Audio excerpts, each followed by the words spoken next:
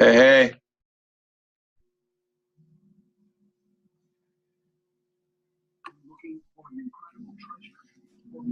Matt, you're muted. What's up, gentlemen? I've got too many kids running around here. Matt Kirk, how's your audio tonight, bro? Can you if you speak? Can we hear you? I hope they can all. Yeah, we can hear you this time. Can you hear me? Sweet. Jacob, sounds like you got a fight going on in the background.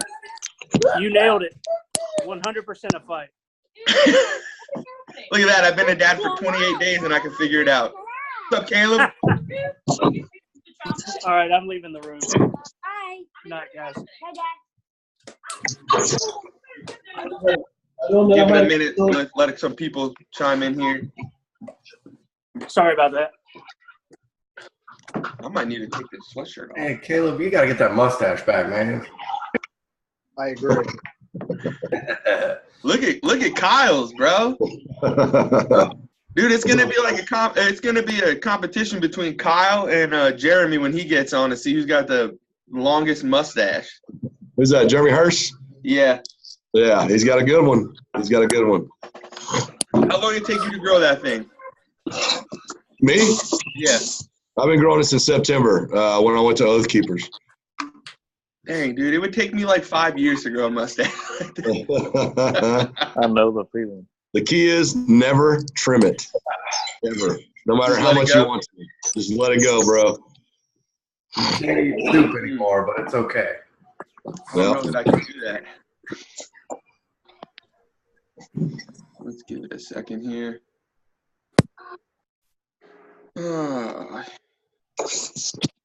So, looks like a few of us are on shift. Aaron, Matt, Kyle. I'm on shift over here, too. Where's Matt? There.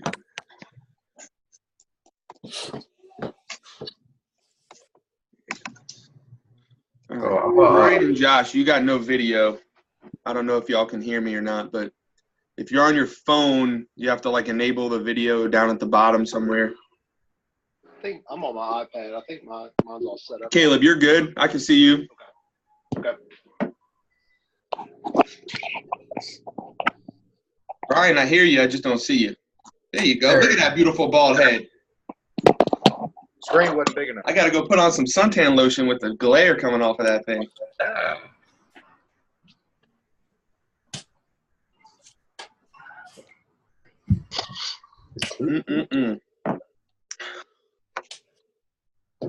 All right.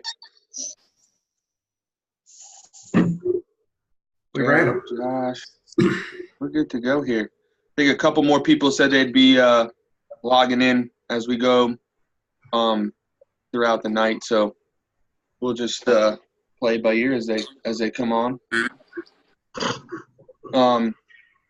Welcome to chat number 2. We did one. Was it? I think it was a month ago to the day, actually.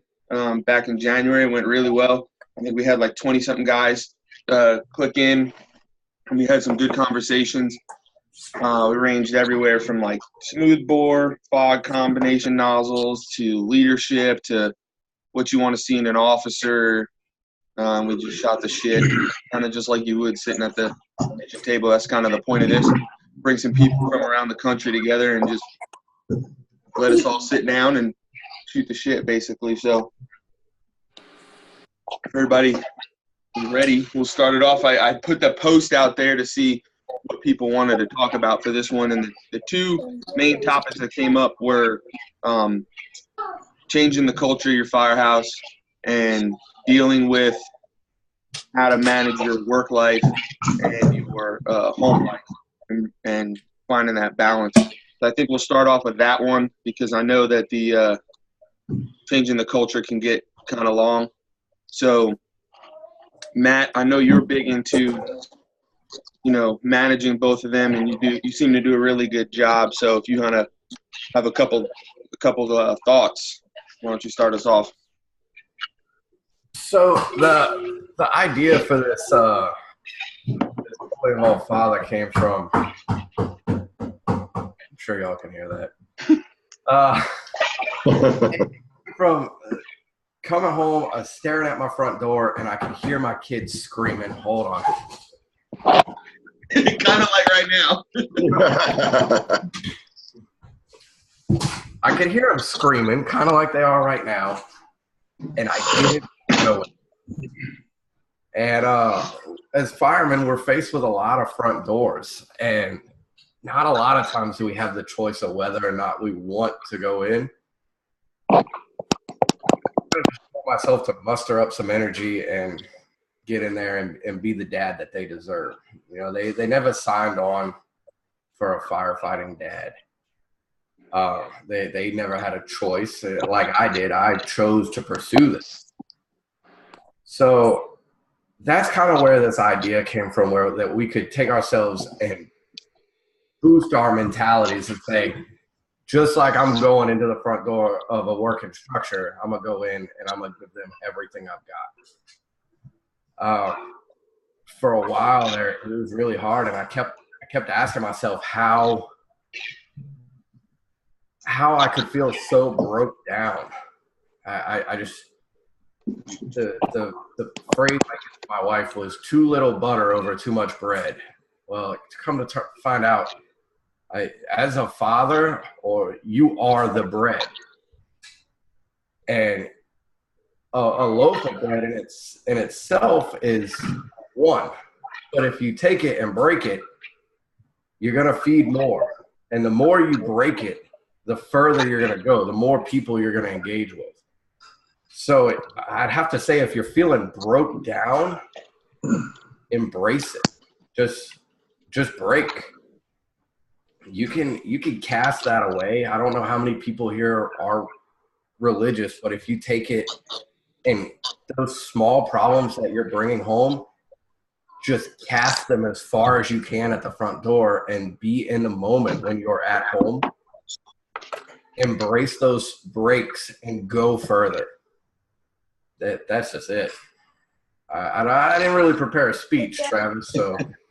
No, I think, that's the point, Matt, that there's really not supposed to be a speech or a rigid thing that we go by. It's just us sitting around just shooting shit.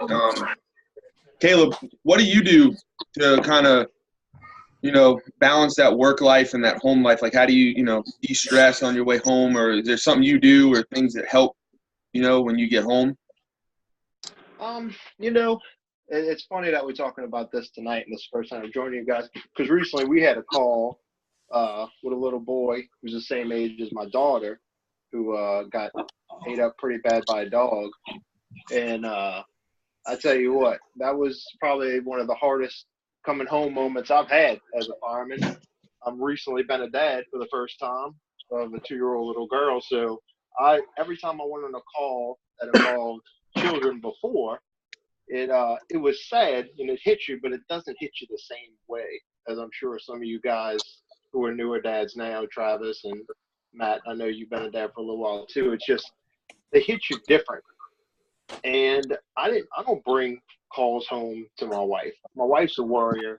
My wife she'll start overthinking every time I go to work. If I bring stuff home and tell her about every call I've been on, or the real hard calls that I've seen, or the things that we do sometimes, I think it should, like Matt said earlier, they didn't sign up for it. So I don't feel the need to bring her into it, because I think it would create unnecessary stress for her.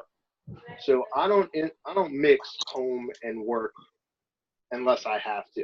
And I guess what I'm getting at is that call that I went on, that the little boy just reminded me of my daughter in ways, and how he was and how he was holding on to his mom. I brought that call home because I think I needed to. I think I needed to tell my wife how I was feeling. I think I needed to get it out there and say, this is why I'm being this way when I get home, because it affected my mood. Like, it affected how I was being with my family. So I just think for me, it's a judgment basis on what I'm going to share and what I'm not. Okay. Anybody else? Man, the biggest thing with me is I never really said anything to my wife about anything. You know, I mean, she's been around my entire fire service career. So, but she's been kind of disconnected. And I kind of took the aspect is that I was either going to tell her everything or I was going to tell her nothing. You know, so, and that's really the way that I've lived so far in my 15 years is that she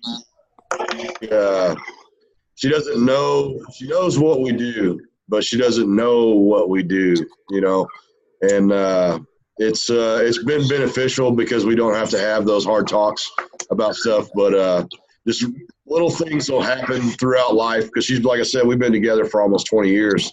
So, I mean, it's hard to avoid it all the time. Like, for example, we just got back from Disney World. I think it's Disney World, the ones in Florida. And on our way into the park, lady had there was a full arrest at the park. And then I see the security guard running in the room. And then I just kind of dip in there that I was just able to drop the bags and just kind of go in and go to work. And it upset her pretty bad. And I guess she knows what we do, like I said, but she don't know what we do until that point, you know. But she didn't deal with it very well. You know, her brother was murdered by his best friend when they were real young. So she doesn't take too kindly to that kind of stuff, you know. And I just always chose not to say anything about what happened. So I got in the door and she can see the look on my face and she knows that it's been a rough night, you know, and she understands, you know, but we don't have too many heart-to-hearts about the stuff. But, I mean, I've had a few the stuff with kids always mess with me. I don't have kids, but, you know, the stuff with kids always messes with me, and she knows that. But she never asked me to relive any of it, which is a benefit, you know. So, I mean, I walk to the sewer at the station all night. Last thing I want to do is relive it with you when I get home, you know.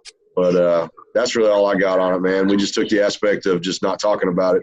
You know, and I'm able to talk to the guys at the station, and, you know, I call my dad every now and then. And, you know, we've got a network of people that we can talk to. I'm real close to the chief officers. Howard may be calling in here in a little bit, but Howard Reinwald, I don't know if you guys know him. He's my fire chief. So, I mean, we're real close. We teach together with Deputy Tactics, and we've got a close-knit group that we talk to. But, you know, damn sure don't want to bottle it in, but I'm just not one of those guys that wants to bring it home.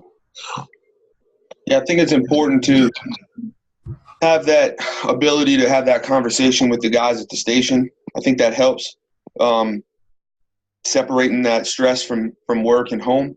You know, we had a bad call last year in March, quadruple fatal on interstate, and it was a tough call. But being able to talk with the guys who were on that call with us made it a little bit easier to go home. But I definitely found myself personally getting frustrated when I went home. I mean, it was a major event in our area. We have not major really goes on like that around where I work. So everybody knew about it. My wife knew about it while I was on the call. She was blowing up my phone by the time I got back to the station and stuff like that. And when I got home the next day, she wanted to talk about it, and she wanted to know every little detail about it. And she wanted to know what I did and what I saw and this, that, and the other thing. And she was just trying to help because she knows that it's bad if you bottle it up. But it was hard for me to express that to her because, like you said, you kind of want to shield them from it. You don't really – I signed up for this job. I signed up knowing I was going to go to calls like that. She didn't sign up for this, right? So I try and protect her from it because I feel like that's my role. But I was finding myself getting frustrated because she's sitting there pushing at me, trying to get the information out of me. And I finally had to tell her, like, look, I'll talk to you about this, but just not right now. You know, I need my time.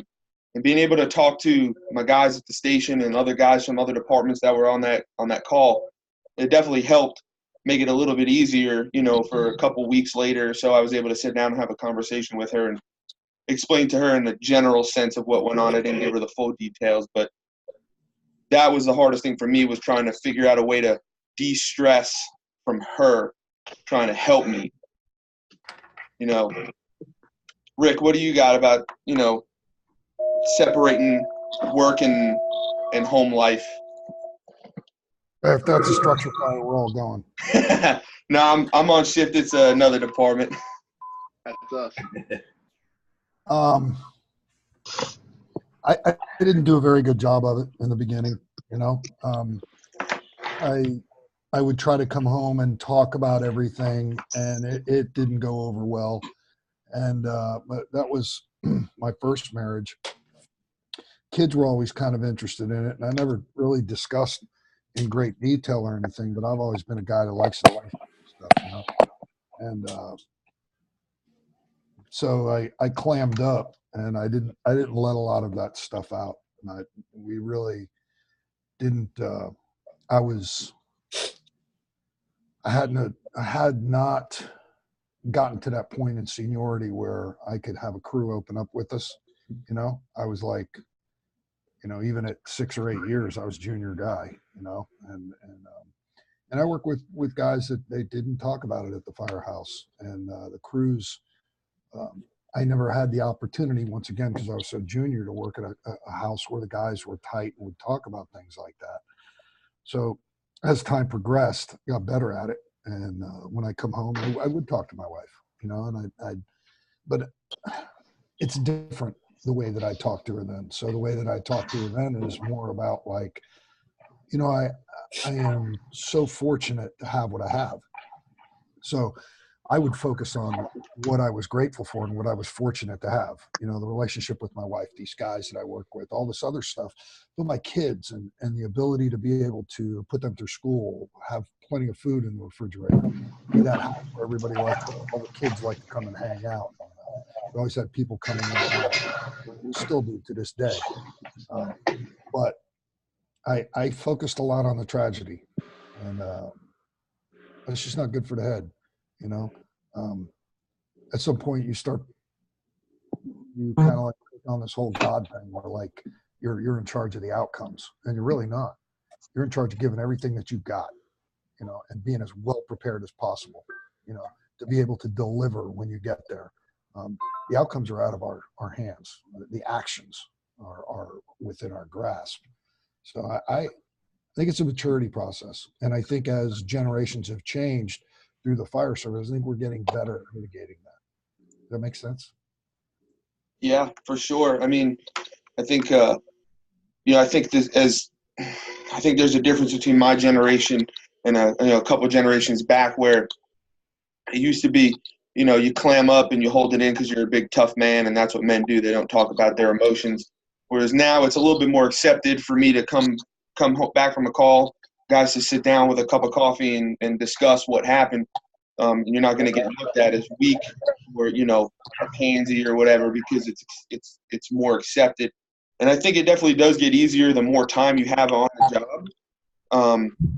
I think it would be easier for somebody who's got 7-8 years on than somebody who's got 1 or 2 years to open up, because that 1 or 2 year guy doesn't quite get it yet, and maybe he doesn't want to come off as weak, and he doesn't want to let the guys know that, hey, maybe I am having a little bit of trouble with this one call.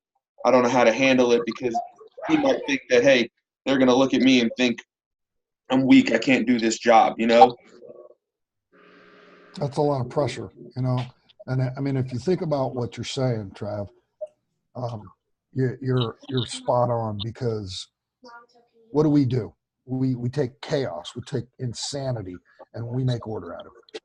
But we're not going to sit around the table and discuss, our issues or things that rolled through your mind or things that are bothering you. So we're willing to face fears that are just monumental.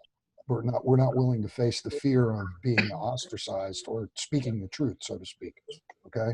And what you're doing as a guy that's got some time on, for the guys that got 1 or 2 years, that's called mentoring, man. We're mentoring guys. We're helping them through their careers. We're showing them how to be a fireman, how to be a man, because real men, they don't turn their backs on their problems. They face their problems, and I agree with you. I think you're spot on. Brian, I know, just from knowing you, I know you're a newer guy on our department. As a younger guy, coming into the fire service, I know you were raised around it, but did you have a preconceived notion of what it was going to be like when it came to having those conversations? Did you think those are conversations that we would have, or we wouldn't have? Or did you plan on talking to your dad or anything about those calls? What was your opinion? What was your preconceived notion about it before you came in versus what it is? Preconceived would have to be, well, I guess I'll step back a little bit. Anything with Dad, with the fire department, he never talked about. He left it at he left work at work and home at home, and he never commingled them. So growing up, I really never heard anything unless it was something funny. So I really never heard anything about any of the calls or tragedy or anything like that.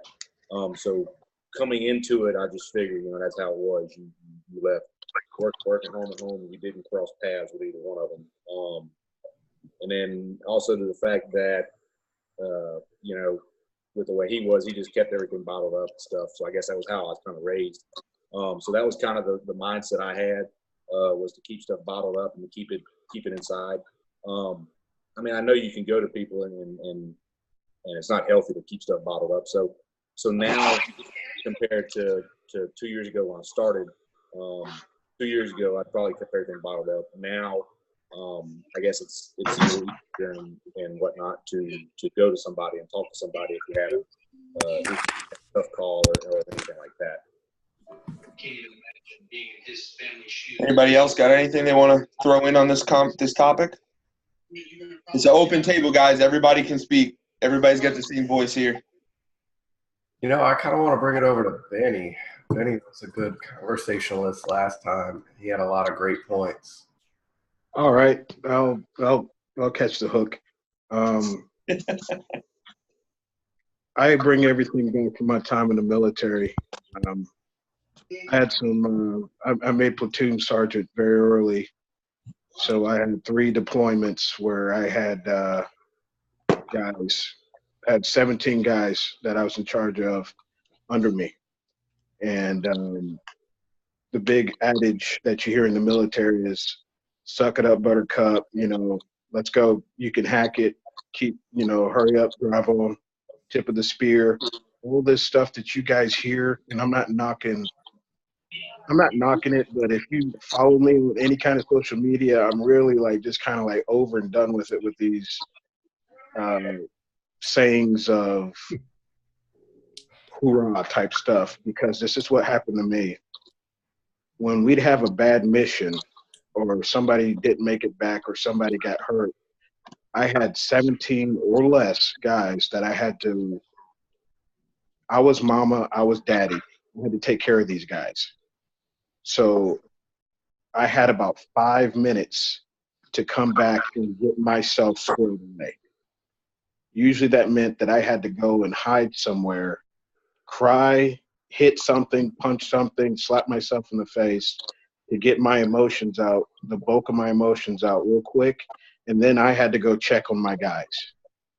First thing I checked on was my youngest guys first. My guys that have only been in for a few years. I tried to minimize as much trauma that they have experienced. And then I went to my senior guys, my guys that have been on for a while that have seen this junk, and I tried to make sure that they were okay. All with still trying to be macho. Bringing that to the fire service, in my 11, 12 years of doing this, bringing it to the fire service, I don't hold that crap back, because I go, hey, dude, I'm a walking thunderstorm at the VA. I go in there for shit every freaking other day, okay? And it's because I held it in. You hear me, guys? It's because I held it in. It's because I bottled it up because I thought I was Billy Badass. And mentally, eventually, I broke down. So you've got to find an outlet. You got to find a therapist. You got to find somebody that you have a rapport with that you can help dump this emotional crap. Because if you don't, I 100% guarantee you it's going to break you down like a shotgun. So with that, when you said something that really hit it for me that I never thought of, because I'm bottom of the ladder. As an officer, where do you go? Do you don't necessarily want to bring it to your guys? Well, go ahead. I bring it to. I don't bring it home. That does not. The fire department is turned off when my rear end leaves the parking lot of the fire station. Okay, it's just because I have a son, I have a wife. They deserve 100% of me. So I go to my mentors that I have weeded out throughout the years, that I know that really ultimately give a crap about me. Is one of my actually I talked to a guy about 30 minutes ago. If anybody knows about CertC out in Colorado, one of the instructors out there, the first time I went to CertC, he asked me a question. I kind of cursed him out because I was having a bad day. And to this day, me and him are best friends. He has talked me off the ledge a couple of times when I was just like, fuck this, just being pissed off about things. It's people that you trust being an officer. It's not right to bring it to your lower guys. Crap doesn't roll down, doesn't roll uphill, right? So it's not right to bring it to your lower guys. So I don't go to my chiefs about it. I don't go, and that's just because I haven't established that type of relationship with them. I probably do have a chief right now. My battalion chief right now, I probably could go to, but I haven't made that leap because I have a few people in my circle that I trust when the chips are down, that I can go to them and they'll give me unfiltered truth. So, I mean, it's the biggest thing I learned is if I show my guys I love them, if I show my guys I got their back, if I show my guys that, hey, if you do wrong, I will tow you to the line myself, that usually that opens enough of a door to where they may be able to be like, you know what, Cap, you know what, Lou, I'm having some crap going on. I need to talk. It may happen, it may not. But that I'm trying to make it open enough that they can if they need to. You talked about going to, people you trust, and at certain points you felt like you didn't have that. Oh yeah. With your superiors, you felt like you couldn't go to your chief officers for advice, and you talked about the fact that now you feel like you could with your chief. Howard, I see you chimed in. I know you're a chief. How do you breed that ability for your guys to feel like they can come to you with the tough stuff, just like as a captain, his firefighters can come to him. How can your captain come to you? What do you do to foster that relationship between your guys?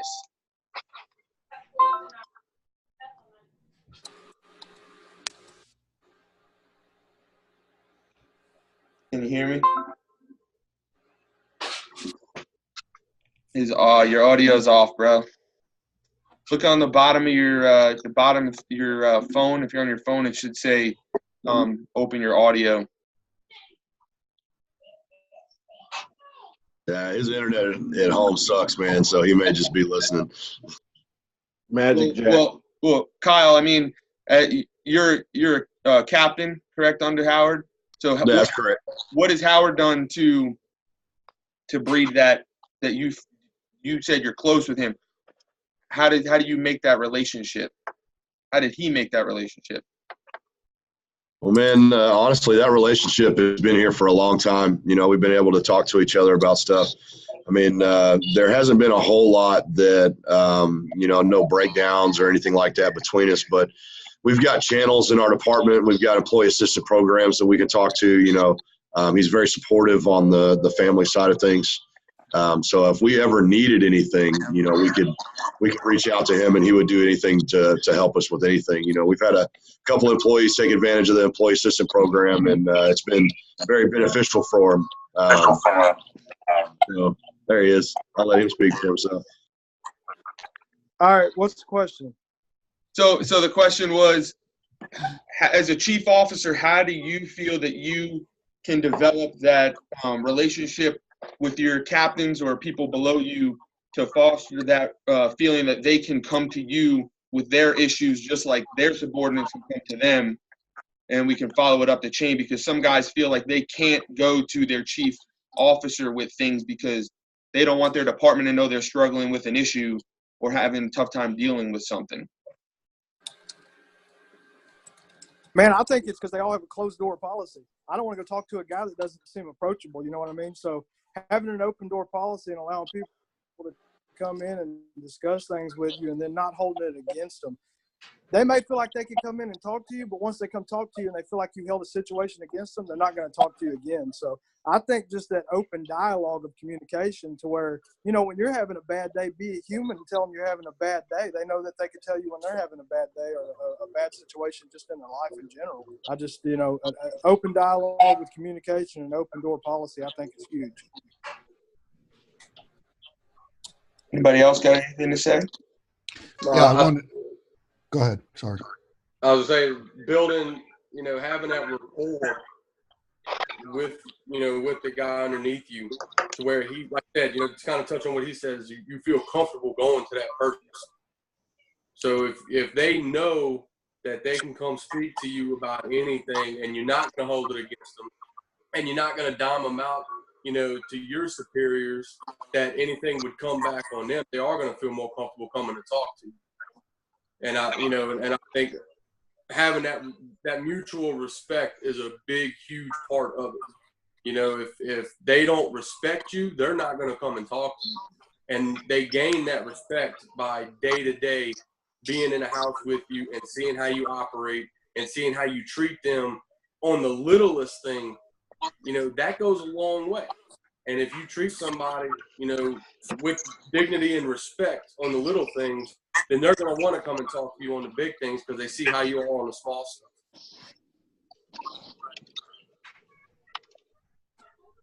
I wanted to ask Benny a couple questions because, well, actually just a question, because the bottom line is we're expecting a lot from our guys to come forward, and we're trying to create the environment where they can do that. When you're in the military and the shit hits the fan, you don't wait for somebody to step up. You take it to them. Is that correct, Benny? Yes, sir. There should be no difference with us. So part of leadership is recognizing when there's an opportunity, we take advantage of it. And that opportunity creates that culture. So what we're talking about is changing a culture. Sometimes that culture is just within your own company. You may not be able to go to the chief because the chief's working in a culture that's different than ours, even though he's part of ours. So it's kind of like imagine little circles, and the little circles represent your tribes. Okay, so you got your engine company, you got your family at home, you got your social people and people that you hang out with. You know, I think that as the leader or the change agent for a cultural change, it may be up to you to bring that to them. It may not just be, you know, well, nobody's opened up to me. I've told them that, you know, they can come to me and trust me. Now, I'm going to be honest with you. We had that at my firehouse. And I risked being a statistic for suicide rather than come forward and say that because I felt weak. Not that I couldn't trust them, but in my head, it was such a big deal, you know, that I felt weak. I couldn't do that. I couldn't walk through that fear. I couldn't get that out of the way until I was so broken that I had no choice. You know, I had to do something about it. And so that's where I like what Benny brought, because that's the truth. You know, we're talking about a cultural change. You bring that to guys, and usually it's by using yourself as an example. You have to. Yeah. Otherwise, you're asking guys to become vulnerable, and you're not being vulnerable yourself. You know, who the hell wants to trust somebody like that? Because you know how the fire service is. You show some weakness, oh yeah, we'll pick your bones clean. Mm-hmm. So, and that's what guys. That's what we're trying to overcome. That's what we're trying to do. And at some point, it's not what they're bringing to us; it's what we're bringing to them. What are we doing to cultivate the soil to change that culture? Jeremy, I know you've been around for a while, and I know you're instituting a lot of change over at your department. Maybe you can speak on that for a quick second. Well, hey everybody. Benny, congrats, brother. How's the new assignment going? It's different, man, but I'm rocking it. Oh, keep rocking it, dude. I know you got that. Real quick for everybody, Benny just got promoted to lieutenant at his department. Congratulations. Good deal. Thank y'all. All right, next. Yeah, I think I've definitely fell victim to what Rick was talking about, and I say fall victim. It's happened to me. I didn't speak up when I had the opportunity. I didn't take those opportunities because I was scared of what guys were going to think of me. And sometimes the attitude is kick them when they down. Not dealing with this, but if you do show weakness, it's not a good thing. At least so I thought. But actually now I kind of I put a spotlight on my weaknesses, so my crew knows where I'm standing. I'm human. I screw up all the time, and I admit to it, and I'll hang it on a fence post so I know about it next time. And I think, and Jared could vouch for me. Jared Richardson is here. He's my lieutenant, and I lean on Jared a lot. I'm his direct supervisor per se. Yeah, I mean, he's my right hand man. I'm his. We're a team. So, and that's the way we both give that respect to our positions, is that we're a team on everything. So if I have something to say, dealing with the stress of a call or something like that, like, I'll lean on the man. I mean, he's gonna lean right back on me. And that's kind of what we do.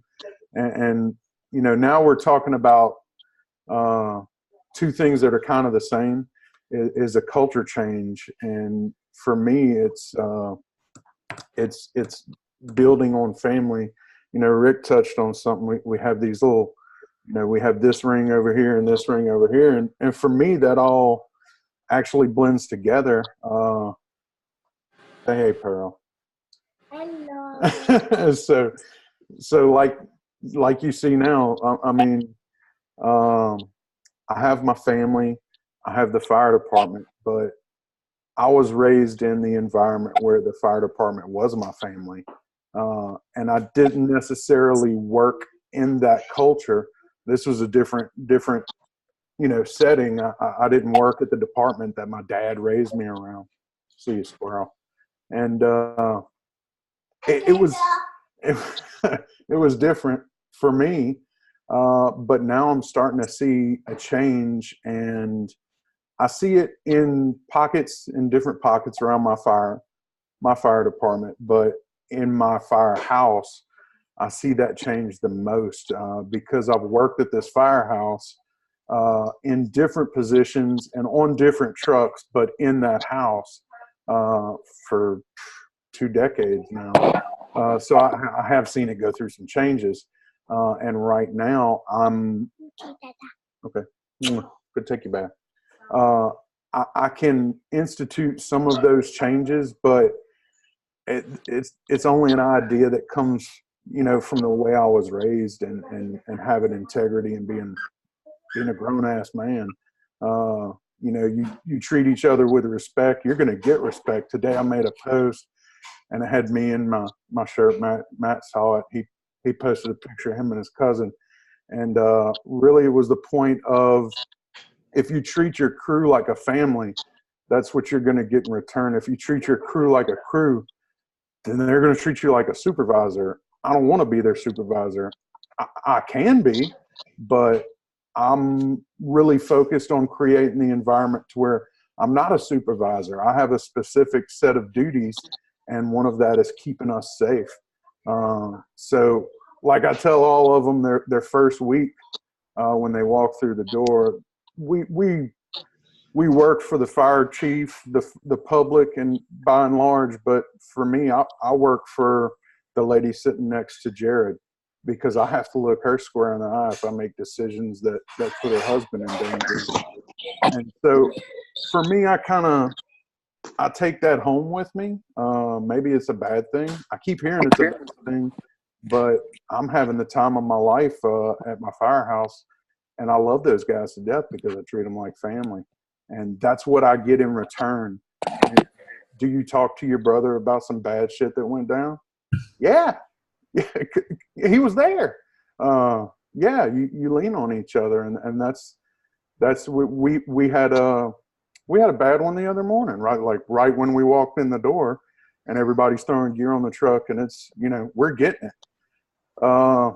After a while, we come back and we talk about it, and there was a guy left over on the other crew. He just left his gear on the truck. He jumped on the truck and he came, and we did as best we could. The outcome wasn't the best, but the performance was, and we did everything like we were supposed to do. So we came back to the firehouse, and I tell everybody as soon as we get back on the truck, great job, guys, because I want them to hear me say that. It's not a mundane thing. I think you did a good job. There in turn, if I think you did a bad job, I'm gonna pull you on the side and I'm gonna say something for it. And usually Jared will be the first one that does that. But we come back, we talk about it, and that's the best thing you can do. I've had a dark point in my life where I didn't talk about it, and that it affected me. That affected my home life. But that goes without saying. If you have all the good stuff and you try and change that culture that you think you need, then it affects you at home as well, to where it's a good thing. My kids know, Uncle Jared. That's all they know him as. Uncle Jared works with Dad, but that's Uncle Jared. And so, it's not Mr. Jared. So it's a big thing. You have to have that family culture. I mean, that's the fire service for me, meant family. So you have to act like that. You got to live like that. So yeah, for me, family is a big thing. So Jeremy, what we were kind of talking about is what you bring home to your family, but I feel like you summed it up perfectly, is that if you create that family atmosphere in your firehouse, bring home to your family almost doesn't even exist. It's no, I don't have that family at the firehouse, and you've got that sense of closure. So you're really just using discretion on who you put what on. Like I said, my wife didn't sign up for this, so I have issues bringing some of these things home to her. But well, if you don't come home and tell her, don't be patting old blood and guts. But you can, what, you very well should tell her, hey, I had a tough day. And me and my wife, she signed on for this when she said yes. I was already a fireman. So this was a package deal, and she accepted it, and I love her for it. And she lives with, she's clearing her throat over there too. She accepts me for everything that I am. Go ahead. Let's hear her perspective. I'm just kidding. I actually tried to get that to go down. And I don't know if she's down. She's in graduate school right now, so she's hitting it pretty hard. But she definitely deals with the good and the bad things. I tell her when I had a bad day. She can see it written all over my face. It's obvious. So what's eating you? I cough it up. I'm not going to give her the gory details because that's what we do for a living. But as far as, hey, X, Y, and Z happened, and this is what's on my mind, she's got to know those things because she's the person that's here that's going to help me pull through, just like Jared is my coworker that, my brother that's going to help me pull through while I'm at work. So for me, there's no real turnoff on family and work. Like it's all one big thing. That's all I got. Anybody else got anything to say on the bringing it home, dealing with your issues, all this kind of stuff here? Jacob, we haven't heard from you. You want to contribute? Go for it. Man, I'll be honest. I'm lucky. I've got a really good wife, so she tolerates a lot. I've realized that most of my problems deal with fatigue. I haven't been at it 2 decades like some of y'all. I just tipped over my 10th year this year, and it's all been spent on right there at the busiest trucks in the city where I'm at. But it took a while for us to realize that sometimes I'm just going to have to take a nap, or sometimes you can't go to the other job. Like, you know, I'm lucky the guys I work with on the side, they work in the city with me too. And, you know, we're able to look at each other and realize, you know, sometimes we're just too tired to work. And, you know, it just really depends on how the city's been going at the time. You know what I mean? But some of that stuff just takes time. I think my wife really, she gets the credit. You know, we were already married when I started doing this. So, you know, her whole life changed because I got laid off and fell into it. So, you know, and she's done a really good job of recognizing different hugs, right? Like if I come home and I hug her a certain way, she knows that I'm not going to need to talk about anything for a while. You know, she knows other hugs where she's like, you know, I'm just going to sit beside you. I'm not going to ask questions. I'm just going to sit. And then there are other times where she seems to know to ask. So, you know, I guess my secret is to be married to somebody better than you. I don't know. Yeah, on that one. So before we switch, go into another little topic here. We had said we were going to give away 3 mugs, 3 Firehouse table mugs. And what we did was we picked 3 random numbers, and those numbers correlated to how the people are laid out on my screen. So the people who are going to be getting mugs tonight is going to be Mr. Rick George, Matt Kirk, and Brian. Y'all will be getting mugs. Brian, I can just hand you yours, but Matt and Rick, I'll get with you guys, and I'll get your mailing address and stuff, and we'll send you over a mug. They're pretty cool. They start off black. As you pour the coffee in them, the black fades away. It looks pretty cool. Actually, it looks like charred wood. So we didn't intend for them to be that way. Matt actually made them that way. No, it's not rigged, Catlin. So they're pretty sweet, and but we'll get those out to you guys as a little token of thanks for joining us and supporting. But you know, we'll give Catlin a mug at a very special price. Yeah. For a very special person. Yeah, right. You know, we're talking about this, you know, bringing it home and dealing with phone calls, all that kind of stuff. And one thing that kept being brought up was having that ability to talk to your crew and having that culture with your crew. And the other topic we wanted to talk about was changing culture. And changing culture at a fire department is something that's very difficult because, you know, there's that saying in the fire department, there's 2 things firemen hate, the way it is and change. And there's no truer statement in the fire department, in my opinion. You know, changing culture can be hard because some people see it as, you know, you're changing the way they've done it for their entire career. And now you're coming in there and trying to say to them, hey, why don't we try something new?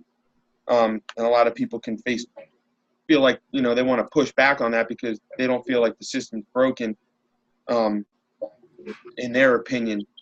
So, Jacob, I saw you could put a big smile on your face when I brought this topic up. So why don't you start us off with some of your thoughts on getting the culture change, or even, you know, just little things? Man, this is something that as a crew we're trying to work out. I'm lucky I work with a crew of go-getters. Our department is really young. We went public safety back in I think it was the 70s, and they disbanded it right in the late 80s. So, you know, when they did all that, from a department that started in 1892, they lost their identity. And we're just now starting to get to a point where we've got firemen that weren't trained by cops, right?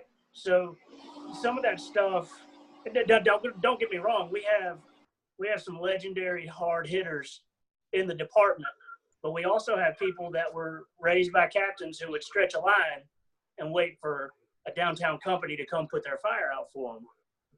So the struggle that we always have, and it seems like every time we're up talking at 3 a.m, it boils down to we have let the acceptable low minimum standard bar be entirely too low. You can't expect everybody to be eat up with fire all the time.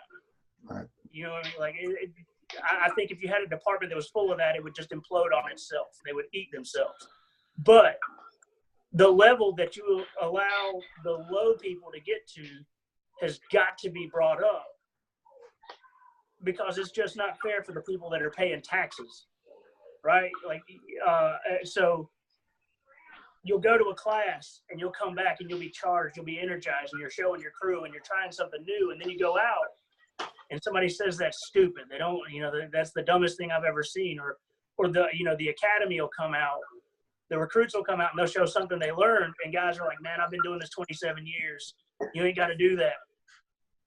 But then you end up having a crew of guys that have, I don't know, we'll say 14 years between them on the department, and they stretch a 300-foot extended line, vertical 3 stories, Right. and then just run a leader line off of that and knocked out a 2-room apartment fire before it gets in the attic.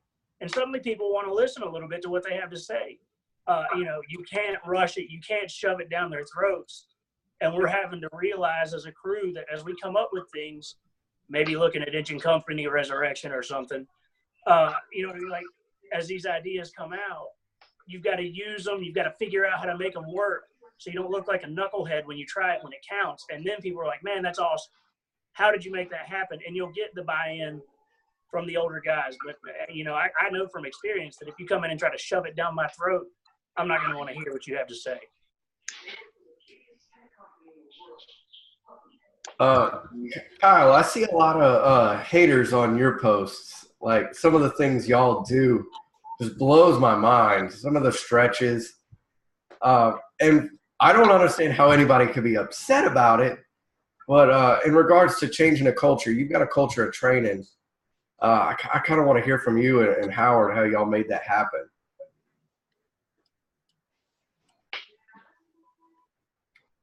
Hold on, brother. There you go. I got it. Sorry, man. I had some feedback or something earlier. Man, it's been really exciting over the last 5 years or so at our department.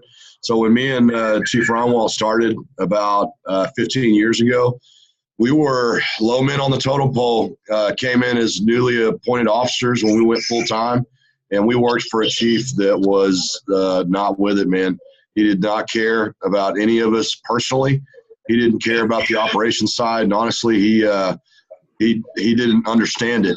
He was more of an admin chief, which is cool. It was his role, but we were all able to grow up together in this department. And he actually made Howard the assistant chief of operations about 2.5 years ago, and ended up getting thrown out of his position for some legal stuff that was going on at the department. And, man, we took over this place. And it has been a fun ride, man. I got off the truck to go to a lead instructor position in the fire academy I was teaching. And when I came back, the culture change was beautiful, but you're absolutely right. We got a lot of haters, man. And, it's not just haters on the internet. It's haters here locally. And we just embrace it, man. A buddy of mine, Benjamin Martin, he runs Embrace the Resistance. And he describes it as nozzle reaction. You have to embrace it. You have to embrace the resistance that people give you, and it makes you stronger. You got to keep pushing. But there's a lot of haters around us, man. We're the black sheep. Everybody hates us. Nobody likes us. We don't care. We run smoothbore nozzles and no gated Ys and long stretches, and we're very successful with what we do. And we're pretty brash about it. I'm not going to lie. Some of the stuff is warranted, with some of the stuff coming our way. But it's just been awesome to be able to watch this department grow into what it is today. And I never expected it to be this way. And it's a good feeling. And I will tell you that there's hope for anybody that wants to build a culture change in their department, because the feeling afterwards is just so fantastic that it's hard to describe. I mean, Chief Ronwald was pretty much the spearhead of the operations side, and he's moving into the admin side and the station life. Got a new physical fitness policy, and it's really turned around the abilities and the mind frame and the buy-in that the guys have at the department, and it's just a beautiful thing, man. And I don't know if Howard's still on here, but maybe he can speak on it a little bit. But I will tell you that watching this culture change happen over the last – it started about maybe 7 years ago, and then just kind of just snowballed into what we have today. And I have never been more happy to come to work than ever. You know, and I just enjoy it so much. I enjoy being able to bring new things that I'm learning around the country. I was just at a conference with Rick. You know, Rick killed it out there, and be able to bring that stuff home to my guys, man, and having a culture here that accepts learning new things and trying new things, and you know, not necessarily pushing away what doesn't work for this situation, but putting it in the Rolodex that we can bring it out when we need to, you know, and not hearing no at my fire department is something that I was not used to before, you know. And when I have to hold back a little bit sometimes, because sometimes I forget I'm talking to my fire chief when I'm talking to Howard, and I'm thinking I'm talking to my best friend, you know. So I mean, and I am in a sense, but you know, there has to be a separation there. But maybe he can speak on it a little more because he spearheaded this whole culture change. But yeah, you're right, man. We got a lot of haters, but we just embrace them. We hold them close.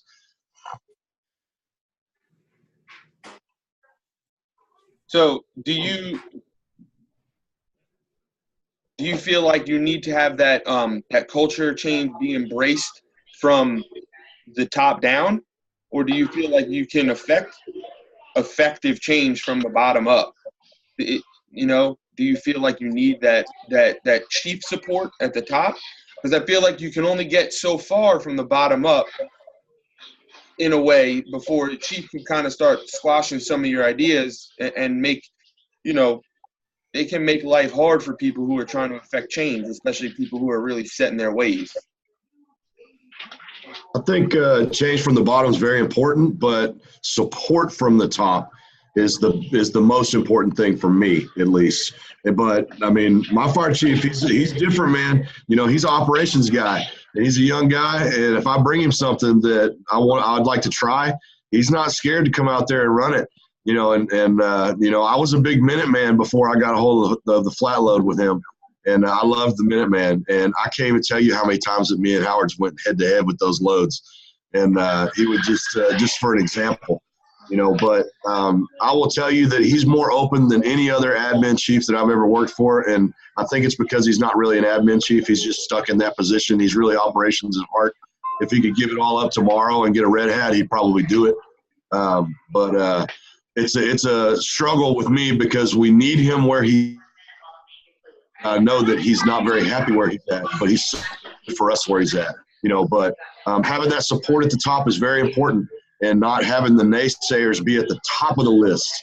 You know, I mean, you can deal with them when they're on the bottom, but when they're at the top, it's just so disheartening, you know, and it just makes you feel like you just can't bring anything up. You can't have any new ideas, you know, going into it, what I'm about to say doesn't even matter to this guy, you know. So, I mean, having that support at the top is super important, man. And I'm just very thankful to work at a place to where I have that support at the top.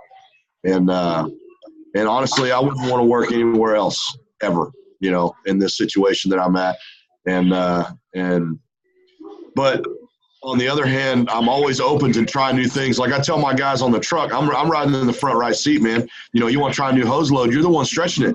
You know, so I mean, you stretch what you want to stretch as long as it works. It's not stupid if it works. You know, but we all come in and we all have our creative differences and we all put our input in. But at the end of the day, you know, my pipeman's the one stretching that line at 3 o'clock in the morning. It's not me. You know, so if he screws it up at 3 o'clock in the morning, it's going to be the Ramageddon show from there on out. You know, but until that point, I give my guys the freedom to do what they want to do as long as it's within our protocols and our guidelines and we're successful with it. You know, but having that support at the top is very important. And water boils from the bottom up, man. So just remember that. So you can affect change from the bottom. Who else? I know people got opinions on this topic. I was getting ready to say something about that. Kind of some of the things he touched on was hit close to here because I'm kind of going through the same deal. I'm at one of the lower guys in our department. Everybody above me, just the second you go to say something, it's just, oh, you don't know what you're talking about. You ain't got enough time on. We're not gonna go out and train because we've done it. We've been to house fires. We're here to relax, and it just goes all over me. But I've got a few guys underneath me, not in charge of, but a couple guys that are hired after me.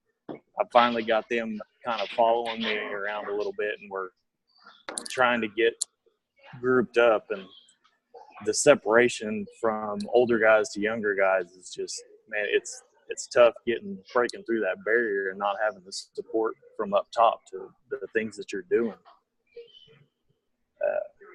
But I don't know, that's kind of some of the things he was saying just reaffirmed what I've been trying to do.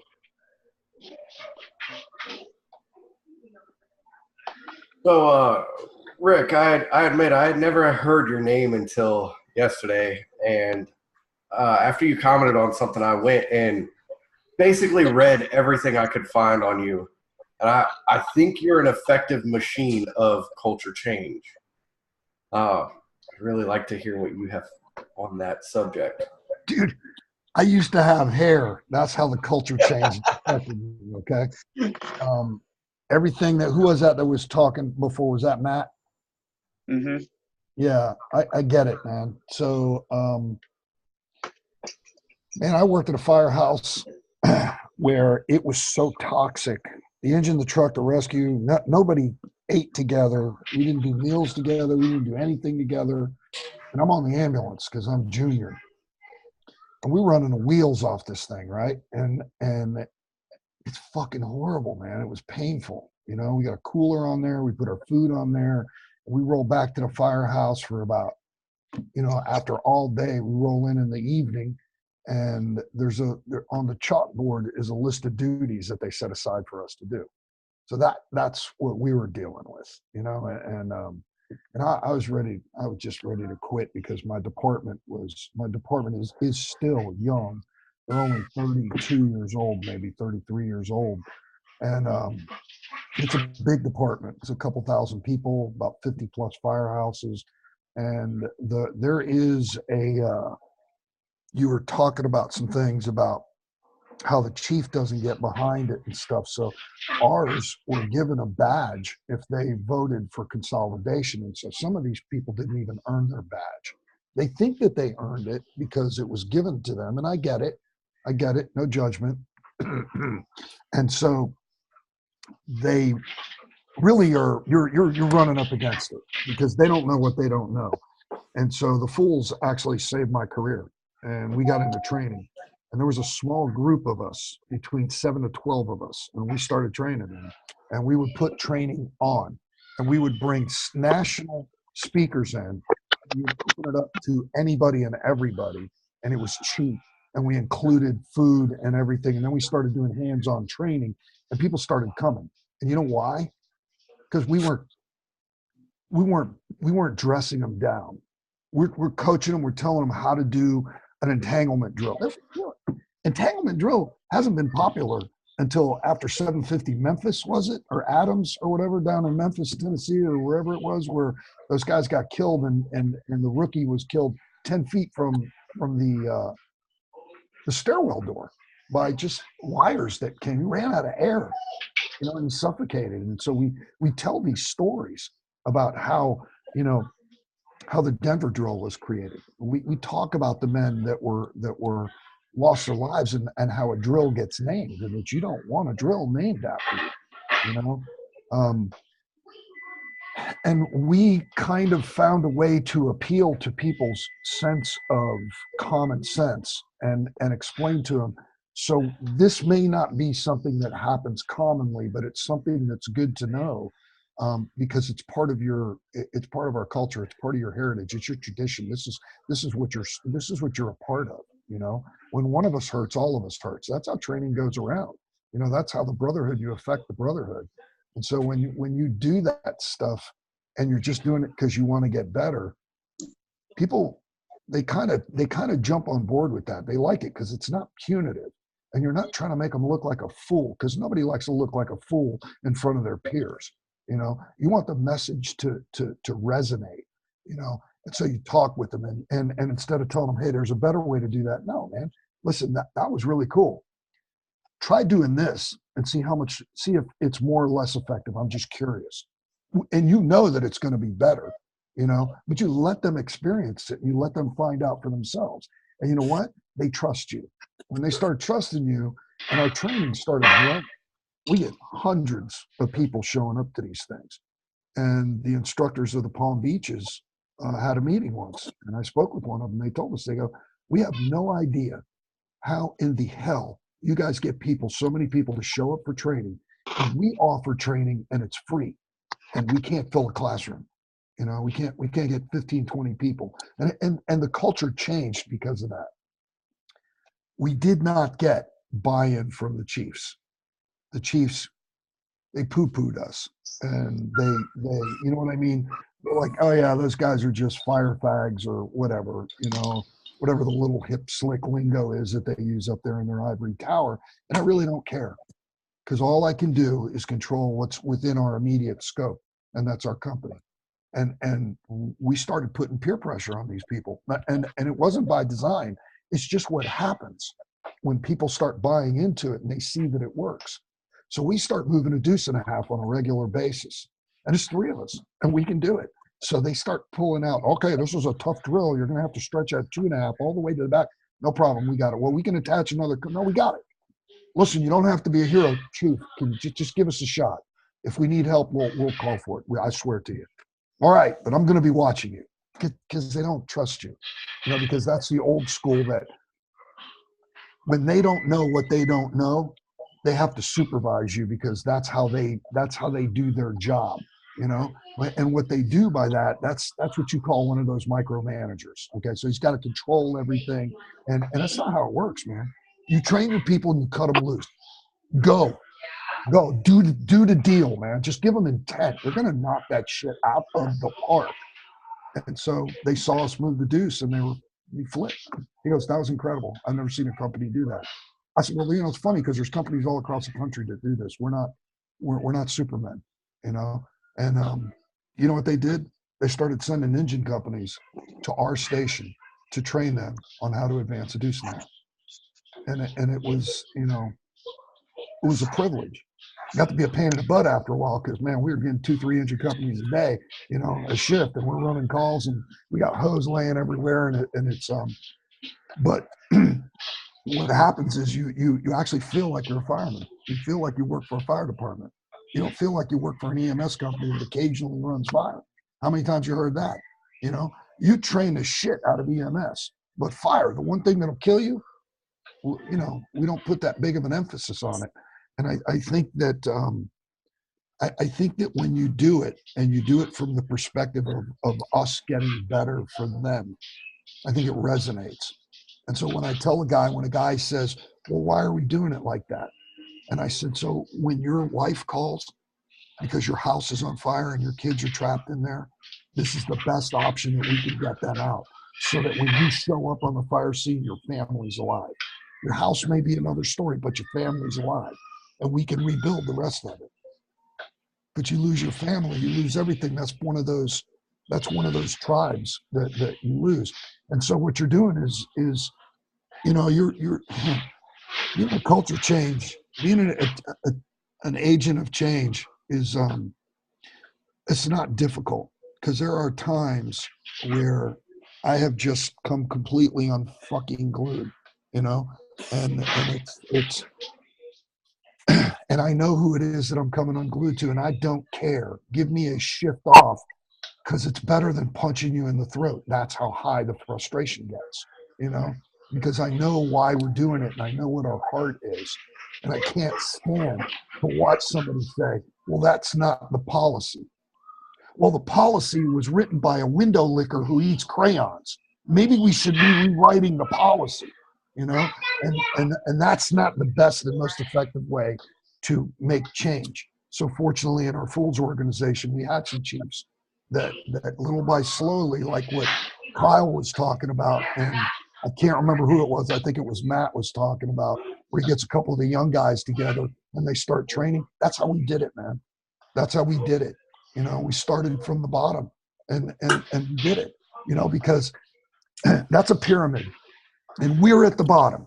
The black hat's at the bottom of that pyramid. And if that pyramid foundation ain't stable, that whole damn thing collapses. So you take great pride in what you're doing, embrace the frustration like Kyle was talking about, that's a good thing. But I had to learn a lot about toning my passion down because a lot of people, they'll tell you, oh, the angry Cuban. Well, it's almost like an oxymoron, you know. It's like Microsoft works. No, it don't. You know, angry and Cuban don't go in the same sentence. We're just extremely passionate and loud as shit, okay? And people confuse it with anger. And I am angry too, so maybe it does fit. But the point is that I had to learn how to control myself. You know, so it was a learning process for everybody, you know. But I had some great guys. I didn't have them. They brought me in. I was ready to leave. They brought me in, and it changed me. And as a result of that, I remembered that, and I helped continue to do that change within, you know. And in the latter years, we had some falling outs and stuff, and I kind of regret that, but I don't regret what we accomplished. You know, we accomplished a great deal. We changed the culture about the way that we affect training, and you know, and it's going to happen, man. And you know what, Kyle? Even Jesus couldn't be a prophet in his own land. You know, it is what it is, man. You know, and that's why most of us have greater success at fire conferences in places away from home, because people know us and they pigeonhole us and they put us in a box. You know, whether it's right or wrong, who gives a shit? It is what it is. It happened, you know, and you got to change it to start getting people like the chief in place, and he then has to learn how to be able to make that transition for you with the administration. There ain't no easy way. And thank you for the props. That, you know, I really, you know, I don't deserve any of that credit, because God gets all that glory, man. He just opens the door, I walk through it, you know. And it's really is that simple. I don't mean to minimize it, but I'm done. Now, Rick, you said something that kind of, one word that stood out to me particularly, and you said the word passion in the middle of a lot of other things that I really enjoyed listening to you. But have you noticed, and has everyone else noticed, that the change of culture that's taken place in the fire department the past, let's say, 10 or 15 years? I've been doing this 16 years, all the way back to my great-great-grandfather. I've done it, fourth generation of my family to do it. Has anyone else noticed or had the issues in their department with the applicants that are coming in now, at this point, are so much different than the applicants that we would get 10 years ago? I don't see as many legacies as I did before. I don't see as many people that have passion and the drive for this job as I did 7, 8 years ago. Is anyone else, I just kind of want to open that up to everybody, do you see the passion in a lot of the people coming in, or is it just people looking for a job and something to do and it sounds cool to them? And is that changing the culture in the fire service a lot? So I just want to open that up. So here's, I think you're on a valid point there, Caleb. And I think the way I look at it is like this. The fire service has become kind of a place where a lot of people can see it's a steady paycheck. I get a retirement. I work every third day. I'm off for 2 days. You know, I think the chicks dig you. What was that? The chicks dig you. Yeah. Shirts are cool, you know.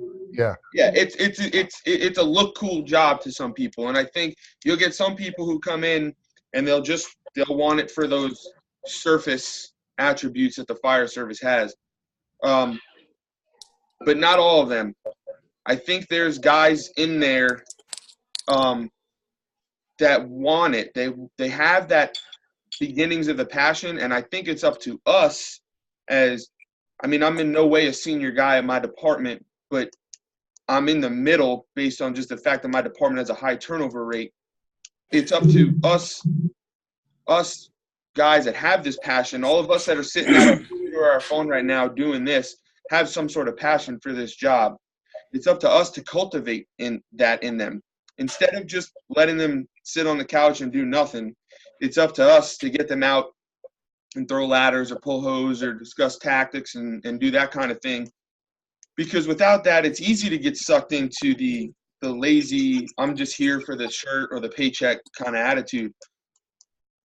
It's up to us. We have to affect that in them. We have to plant the seed and then let it grow. But if we're not doing that, if we're not mentoring these guys, if we're not helping them along, they're just going to fade out just like all these other guys. They're going to be here for 3, 4, 5 years. They're going to just be a body on the truck, and then they're going to leave, and the department's going to get another guy to fill them in. If we can instill this passion that we all have for the job into 35 to 50% of them, think about how much better we would all be. And then in turn, think about how much better off the people we serve would be. You know, I forget who said it. I think it was Jacob. If we had a department of everybody who was just balls to the wall 100% all the time, it would implode. It would just be too much, right? There's always got to be some sort of variant there. But like Jacob said, we have to set that minimum bar higher than where it is now. And we have to hold these new guys to that minimum bar, because that new minimum bar is going to be better off for everybody. That's my opinion on it. So, real quick, you show me what your department's hiring process looks like, and I'll show you what your department values. Amen. Most of them are run by HR. Most of them are run by HR, and they're just throwing bodies in there. But by the same token, show me your promotional process, and I'll show you what your department values. You know. And so they don't understand it. You got 15 people in this chat, this podcast, okay? And the one common thing is trait. It's character. You know, these men have passion. They've got experience, this and that. And I don't want to hear no more about I only got 6 or 7 years or 4 years. Look, the character that you bring to this game, okay, is huge. It's a big deal, okay? Sometimes you can't teach that. So we work under the 10-10-80 premise. 10% of the people make your department shine. The other 10% shot in the head. Don't waste your time with them. 80% rides a fence. Those are the ones we influence. Because if we get them on board, we're working with fire now, bro. Now we got something that's can be volatile and explosive and just grow and things begin to happen, you know. But once again, and I use my department as an example, when you don't know people that really don't know the job and they're in a position to create hiring and they don't know how to explain to HR, hey, listen, we want to do non-cognitive testing because we want to hire people with high moral character. We can teach them how to be firemen. But if we got people with high moral character, those are the ones that are going to do the right thing when nobody's looking. And that's what we want, because those people are open-minded and they're willing to take information. They base off of humility and they take direction well. Sometimes we're misguided. Sometimes we got a chip on our shoulder, you know, and that big deal, man. We take that passion, we take that anger, we harness it. But if they've got character, now you can mold them into something. But when you're hiring people that are you're just filling spots and they're just here for the bennies, bro, they're ours for 15, 20, 25, 30 years, man. You know, because they just want their pensions to get fatter and fatter. You know, and the ones that are at risk are not just us, it's our citizens too. Jeremy, go ahead. Sorry about that, Jeremy. No. Rick hit the nail on the head. It kind of took the wind out of my sails when I heard Matt say it, and I heard Travis say it too.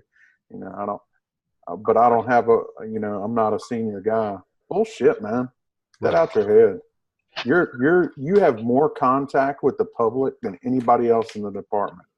You're one of the most important people they freaking got. Act like it, man. You are. So I'm not big experienced in the high rise. To be honest with you, it scares the shit out of me. So I pour myself into that. I went to A-Truck one year, and you're supposed to write a little, a little summary of the conference, guys. I wrote 23 pages because I'm scared to shit of it. And so now I'm on this high rise committee and I'm eating it up. I'm getting to learn new stuff, you know, so it's awesome. But we may not have experience in certain things, but like Rick was saying, your character, man, that's a ball game right there. If you don't have integrity, if you ain't a grown ass man, if you don't do your job, then if you're not that, then I can educate you on water flows and fire dynamics.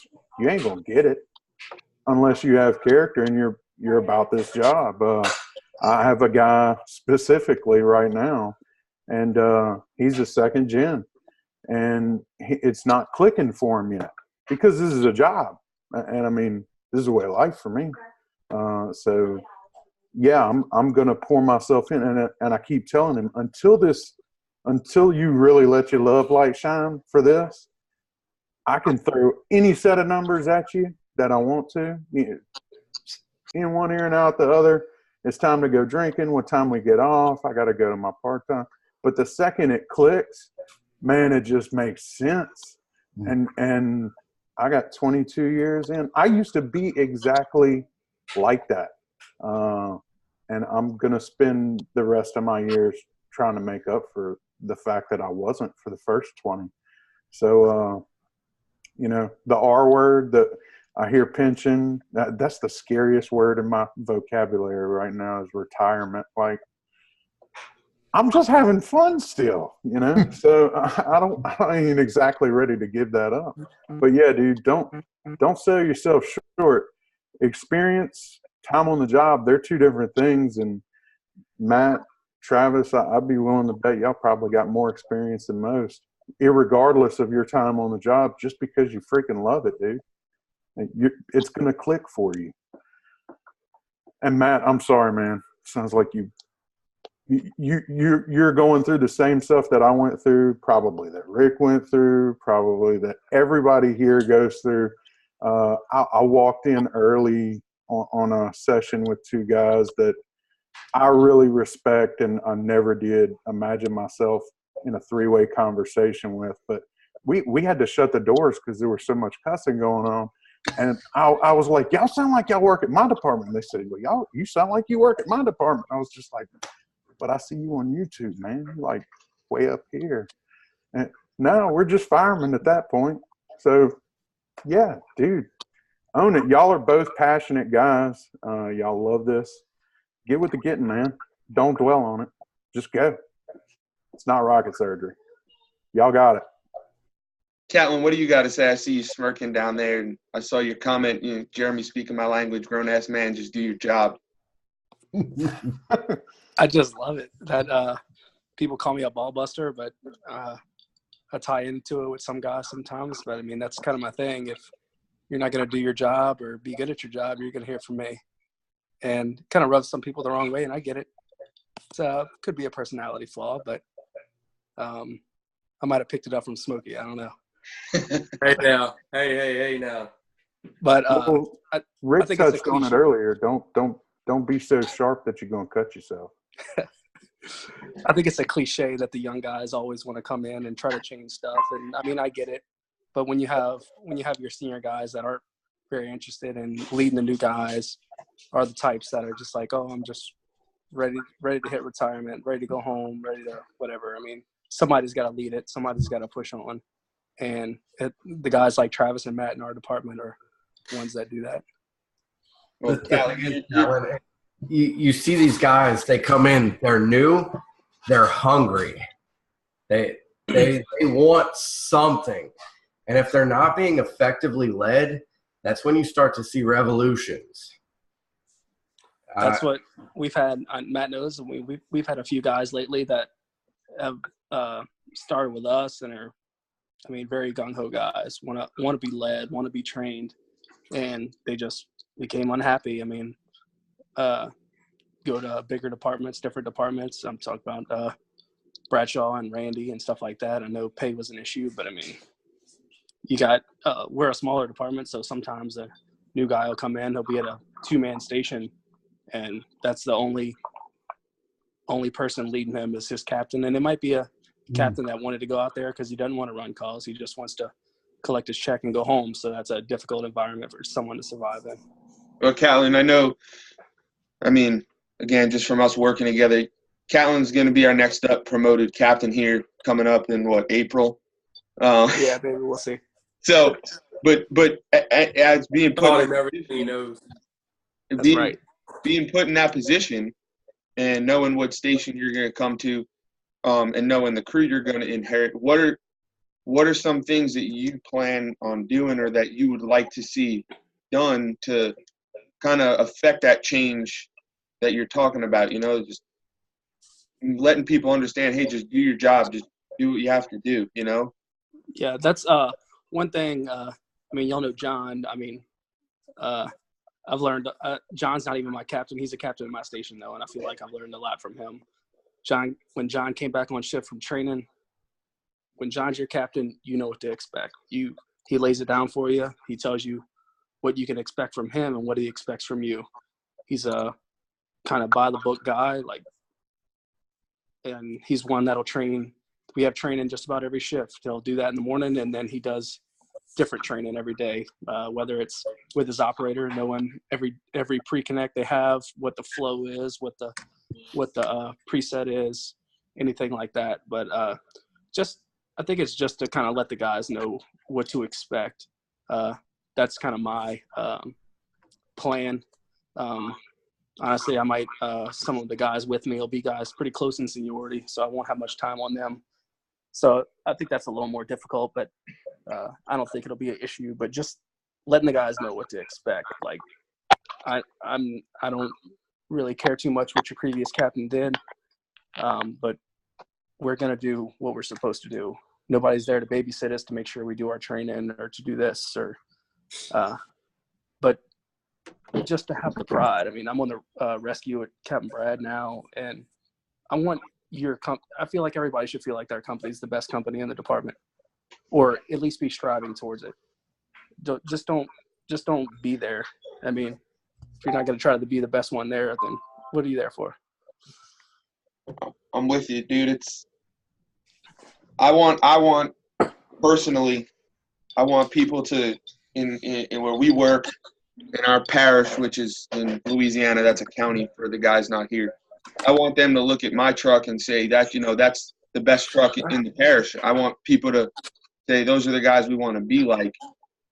It just gets frustrating sometimes when, you know, me and my captain who's on here, Josh, you know, we're into it and we'll, you know, try and be the best we can be. But when you're not getting that same effort from the other shifts, it can get extremely frustrating and demoralizing on a personal level. When I feel like I'm putting as much as I can into it, and you're not getting that from other people. And I've learned to accept the fact that not everybody in the fire service is going to be as passionate as me and as into it as me. And it's something I need to learn to work on and understand that not everybody's going to be like me. But when I see people not even putting in like the bare minimum, it's just frustrating. It's just like, I just feel like there's just no room for people like that. I just feel like you got to be at least willing to put in the effort, you know? And I think that goes back to, you know, what was said before by Jacob. We got to set that minimum bar higher than it is now. Right. And I get everybody goes through slumps, but I mean, that's when you surround yourself with like-minded guys that they're going to be the ones that pick you up, that are like, hey man, I noticed you've been just kind of slacking off lately. Not that everybody doesn't get a break or whatever, but I'm not talking about like actually taking a break, but I mean, just like, oh, I'm going to play Xbox for 12 hours a day or whatever. And don't get me wrong, I play Xbox. I'm not judging, but just to do something like that at the expense of what you're getting paid to do there or what people expect of you is when it becomes an issue, I feel like. And that's when you have your captain or your guys around you that are like, hey, let's go do something. Let's go do this. Because it's easier to do when somebody's there doing it with you, to where you're not going train on something on your truck by yourself. Right. And the issue that we've had is we are a smaller department and we're a fairly young department. And we've actually, it's been one of those things. And, you know, like Rick had talked about earlier, you know, your hiring process and your promotion process and, you know, seeing that and getting a picture of what your department is like. You know, we've put guys in captain's positions because they were next in line. They're a shitbag. They don't know their job. They don't want to do their job, but they were next in line, so therefore they got put in that position. Well, then they get guys underneath them, and, you know, those guys come in underneath them. Well, they're learning what their captain is teaching them, which their captain's not teaching them anything because their captain doesn't know their damn job. Captain's teaching them how to clean fucking toilets. Right. How did that work out a little farther south? Right. That has breeded the culture, for our department is you have guys in positions that don't need to be there. So they're not teaching anybody anything. And then that has pretty much become, well, you do this, this, and this. All right, let's go play Xbox for 12 hours. Let's go, I'm not checking the truck till 10 o'clock, or I'm not going to check it. I'm going to wait till this is done. I'm going to check it. And the captain's like, all right, yeah, whatever.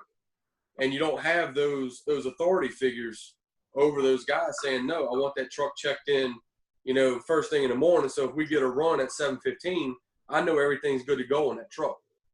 I'm fortunate that my driver, he gets to sit at the station at 6:30 in the morning, and that truck is checked, and the pump has been checked and everything by like 7:05 in the morning. And my driver knows his job and is on top of everything. And don't get me wrong, we got a lot of good guys in our department, but we have a few guys that really could kind of use a little bit of tightening up. And it's, one of those things where it's been allowed to go on for so long. And that process of, oh, you're next in line. Okay, well, you got it. And it's not working out.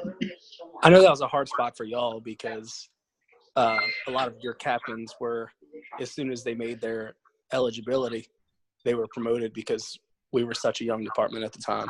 Yeah, they hit 3 years. A lot of guys, as soon as they just were waiting for the day for them to make 3 years, and they were promoted. So they didn't have that guidance from captains ahead of them. So they only had. We're ending that culture now because as the years go on, we're getting to a point to where now we have full staff captains, full staff operators, and they're young guys. I mean, our oldest captain, I don't even think is in his mid 40s. So you're promoting operators that have had captains for years. Yeah, I mean, I was promoted to captain in 2009.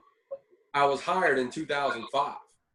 Fortunately, my deputy chief above me is military and, really trained us and squared us away. But, we got guys that were promoted to captain. They were only like 21, 22 years old. Just got on the job for 3 years, and now they're a captain in charge of somebody. It's instances like that really kind of make it hard, to really change a culture when you have all these young guys that don't want to do anything, and you're few, you're two, maybe three good captains spread across the shifts that are willing to do stuff, but you got more people that's not willing to do it.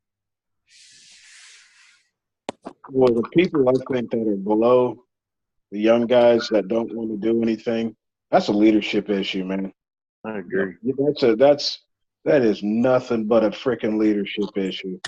I came in the station one day, and the freaking chopper blade on the 960 was upside down. I just ask a couple questions from a couple shifts, and have you know it, they didn't for 18 shifts until I got promoted. They wouldn't give me a truck report, nor would they talk to me. Don't bother me none. I'm not here for friends. So I went to their captain and asked. I said, I know they're blackballing me, like I can't give a shit less. I said, but here's the thing: they'd have dropped that saw into a roof. Their dentist would have been very happy man, because that thing would have popped back and just bust their whole lip all up. I mean, whole mouth would have just been rocks and chips. And these firemen also are playing Xbox at 2:00 in the afternoon on a Tuesday. Why aren't you dragging hose? Why aren't you throwing ladders?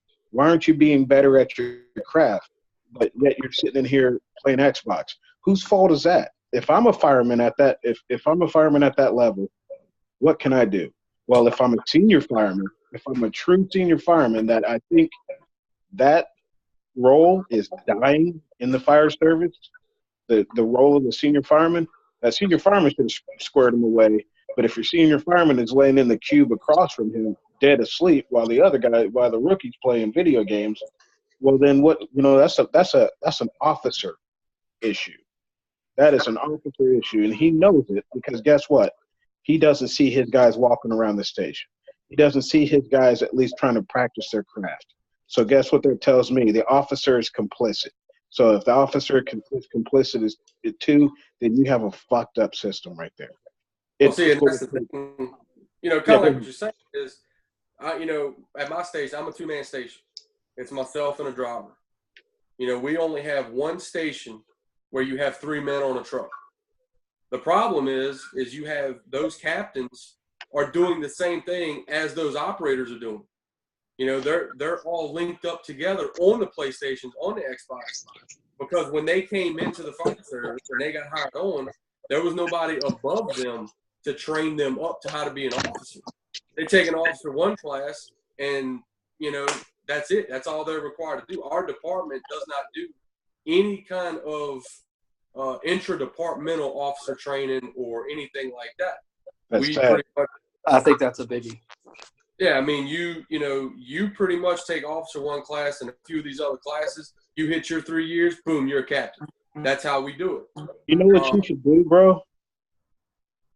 I mean, I've been at stations where I've been at dual company stations at the slowest companies in my department, and I can't tell you how many times that I was the only one outside. I'm a ladder company man. I've been on a ladder company 11 years out of my combined 14. I was throwing ladders by myself. I was in full gear throwing ladders. Hell, I was on an engine company half the time, so I was out there dragging hose, acting like I knew what the hell nozzle forward stood for. I mean, I was just trying. I was out there making sure that I was still sharpening my knife. So if these guys want to go out there and play, there's nothing you can do about that. But what you can do, like my man was saying, you can make that change. As a fireman, you only have so much buy-in and so much that you can do. But you got to keep and you are, and it sounds like you are, but you got to keep your knife sharp and let them play Xbox and things like that. There will come a time when all that hard-earned, what I call sweat equity, your sweat equity that you're putting in now, your frustration that you're putting in now, dude, I'm a lieutenant. I don't get to stay in the same station more than 1 shift. So how do you think I haven't been on? I'm fiending a ladder right now. I haven't been on a ladder in 5 fucking shifts, dude. Like, I come into a new shift every day. To a new station every day. So I've got to motivate these people every day. And you know what? And I try to. But your sweat equity is going to pay off as long as you focus that sweat equity and all that passion and that pissed offness that you get. If you focus it, dude, eventually you will have followers, like planting the seeds, all the stuff that we've been talking about. That's what you're doing right now, and you don't even know it. So continue that path, brother. It rubs off on people because if you're out there pulling lines, throwing ladders, doing whatever you want to do, somebody's going to come outside and they're going to say, "What the fuck are you doing?" Say, "Oh, and I have had that. I'm doing this, that, and whatever." And they're going to say, "Well, why are you doing that?" And you're going to say, "Well, I want to get better." And then the next shift, they may come outside and say, "Why are you doing that again?" And you're saying, "Well, this, that, this, that." And you end up having a 5-minute conversation with them. And eventually, next thing you know, they're out there doing the stuff with you. I mean, I can't say that I'm out there every shift doing it. I wish I could hold myself accountable more, and it's something I want to work on this year. But that's what I feel like. I can't control other people, like I said earlier. I can't tell other people what to do. And if you're an officer and you're telling them what to do by saying, "Hey, you need to do it this way because I'm telling you," well, that's not leadership. That's just being a boss. And you're not going to get no respect, and you're not going to get no buy-in or following from anybody else. So if you just do what you want to do, eventually people will see that and people will gravitate towards you. That's my opinion. Travis, do y'all all work? Y'all work in St. Tammany, but do y'all all work at the same department? So me, Josh, Matt, and Catlin work together, and Daniel works in Madisonville, which is just the next town over. And so does Caleb. Yeah, That's all the reason. Right? Oh, there's Caleb. Yeah, Caleb works in Madisonville as well. All right, so make a deal with me. And I've had people like, what do you, we're not going to get paid for this? No, Chode, you're not going to get paid for it. But training's the key. Training's always the answer, 1,000% of the time. You heard Rick mention it earlier, the Fools Organization. And what do you think? Those guys are out there getting paid for training? No, they're bettering themselves. They're sharpening their knives. And through that, you have the camaraderie and the sweat equity. So I'll make you a deal. I'll drive my ass 2 hours. and I'll give up an off day to come throw hose and make the other guys that are on Xbox think it's witchcraft or something with all of y'all. And I'm down. I mean, Well, I'll tell you, there's between a couple guys, Aaron Thomas was on here before, but there's a few of us that have thrown the idea around starting a Fools chapter. I know there was one here before. We had started one in Madisonville several years ago. Yeah, I know there was one, and it kind of puttered out, and I'm not really sure why. It was here before I got hired on here.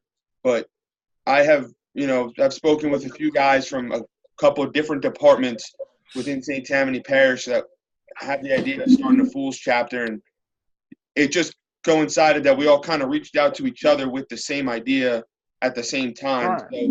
So it's something we're going to be working on, and hopefully we can get it going, by middle of the year this year. well, I mean, no disrespect to the Fools. All I need is fire hose, water, and a nozzle to go through. There you go. That's right. That's right.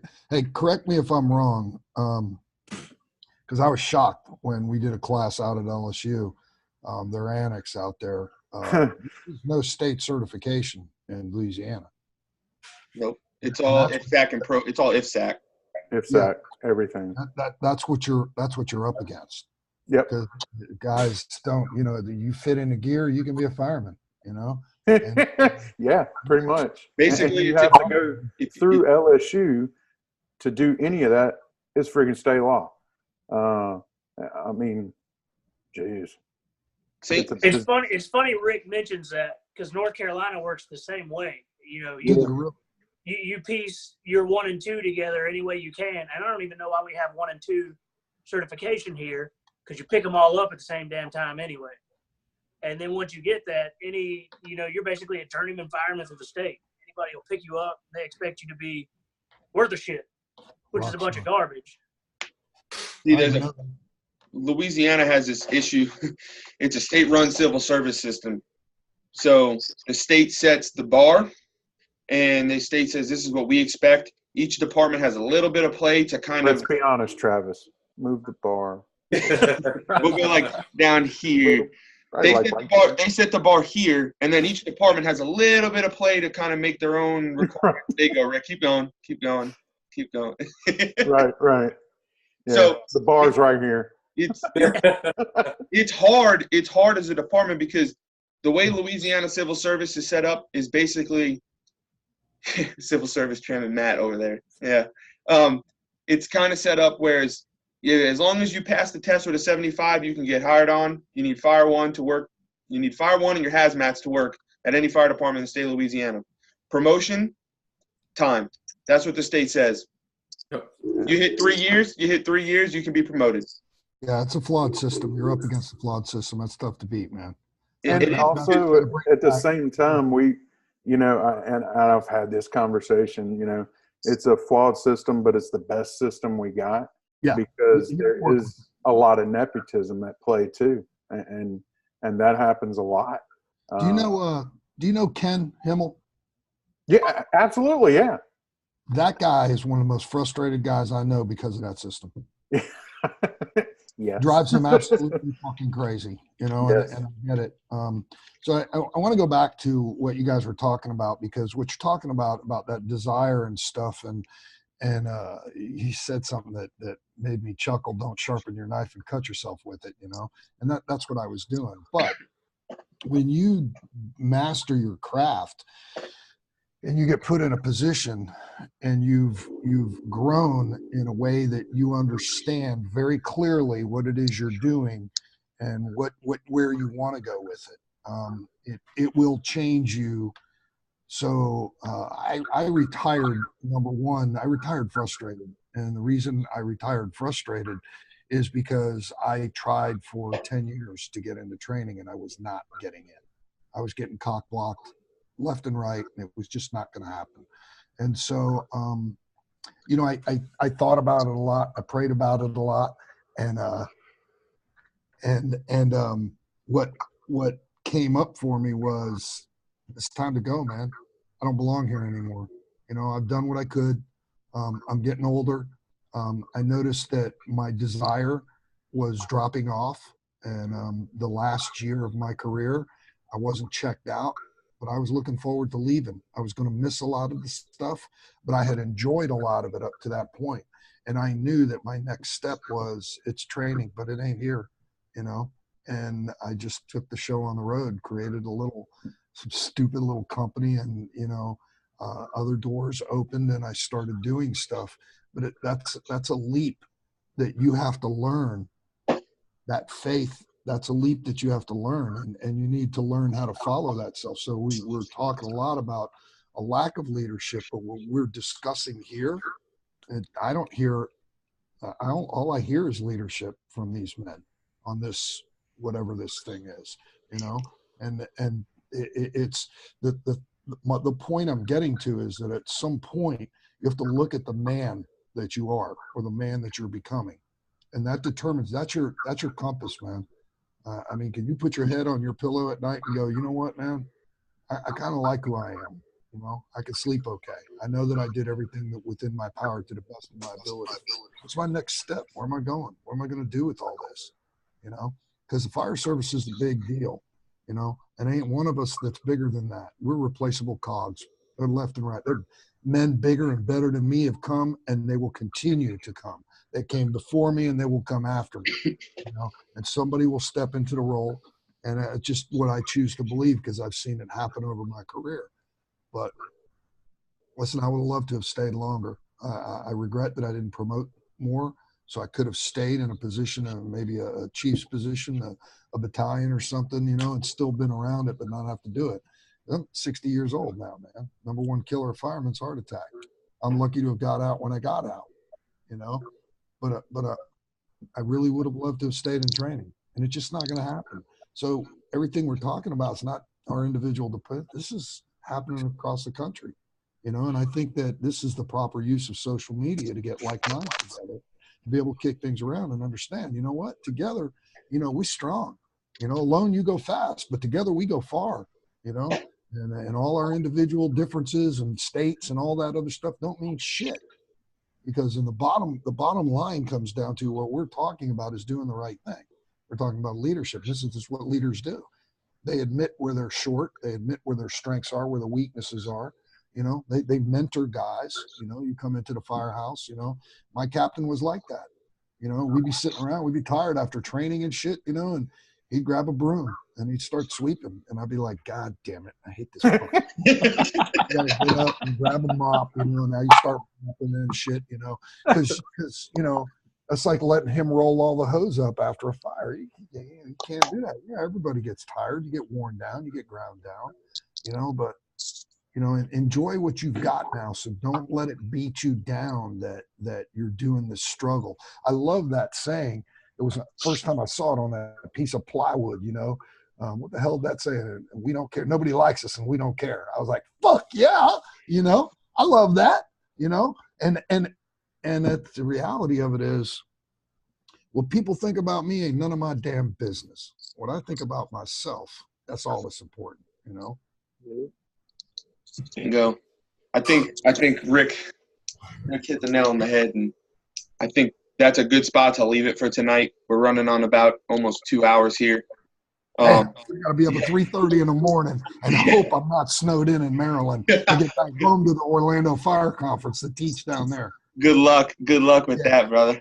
I want to thank each and every one of you guys for coming out, making this a good one. I think we just improved on the first one, and I think we're just gonna keep getting better.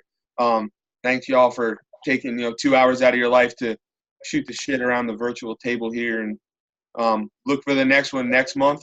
And this is recorded, so we will we'll have this up on the on our YouTube page at some point within the next day.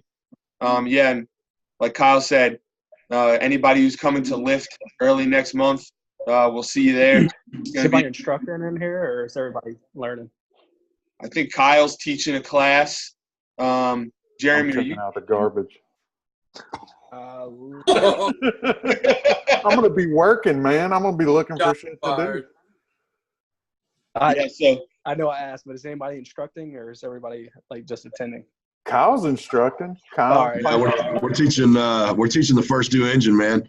I believe we've got 2 days that we're teaching hot classes. So I'm actually coming down on Wednesday. I think we got, correct me if I'm wrong, Jeremy, but I think we got the instructor meeting on Wednesday, crawfish Yep. boil or something. And then, yeah, buddy. My nipples just got hard right there. Come on down, Rick. Yeah, come on, bro. I'll be suck me some heads now. I heard that about you. No, not that kind of. Not without a bribe, okay? But yeah, we're teaching the first due engine, man. We got 3 stations that we're going to be doing. I'll be on the transverse bed on the flat load. Got 2.5s and bundles coming off the back, and we got flowing and nozzle mechanics going on at the 3rd station. And I think we're doing some multi-story stuff as well, if I'm not mistaken.